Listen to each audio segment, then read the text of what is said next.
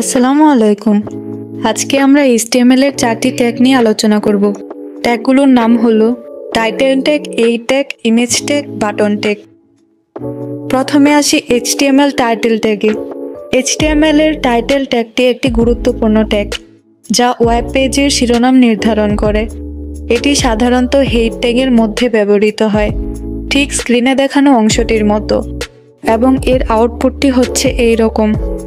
2 নম্বরে রয়েছে এই ট্যাগ। এটি মূলত অ্যাঙ্কর ট্যাগ নামে পরিচিত এবং এটি একটি লিঙ্ক তৈরি করতে ব্যবহৃত হয়। যেমন যদি আমরা চাই যে একটি ওয়েব পেজ থেকে অন্য ওয়েব পেজে যেতে, তাহলে আমরা এই ট্যাগ ব্যবহার করব। এর উদাহরণ আউটপুট সহ স্ক্রিনে দেখানো হলো। নাম্বার 3-এ রয়েছে ইমেজ ট্যাগ। এই ট্যাগটি ছবি বা চিত্র প্রদর্শন করতে ব্যবহৃত হয়। এটি কিভাবে কাজ করে তা দেখতে একটি সাধারণ উদাহরণ দেখা যাক। এখানে src অ্যাট্রিবিউটটি ছবির পথ বা ফাইনাল অবস্থাকে নির্দেশ করে।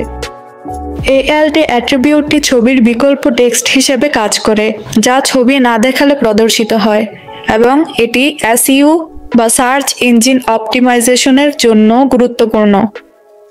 সবশেষে রয়েছে বাটন ট্যাগ। এই ট্যাগটি বিশেষভাবে ব্যবহার হয় একটি বাটন তৈরি করতে, যেটি ব্যবহারকারীকে কিছু ক্লিক করতে সক্ষম করে। প্রথমে HTML কোডে বাটন ট্যাগ কিভাবে লেখা হয় সেটা দেখে নেওয়া যাক।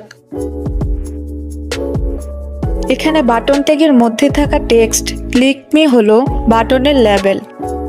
যখন ব্যবহারকারী এই বাটনে ক্লিক করবে তখন কিছু ঘটবে, যেমন কোনো একটি ফর্ম সাবমিট হবে অথবা কিছু জাভাস্ক্রিপ্ট কার্যকলাপ শুরু হবে।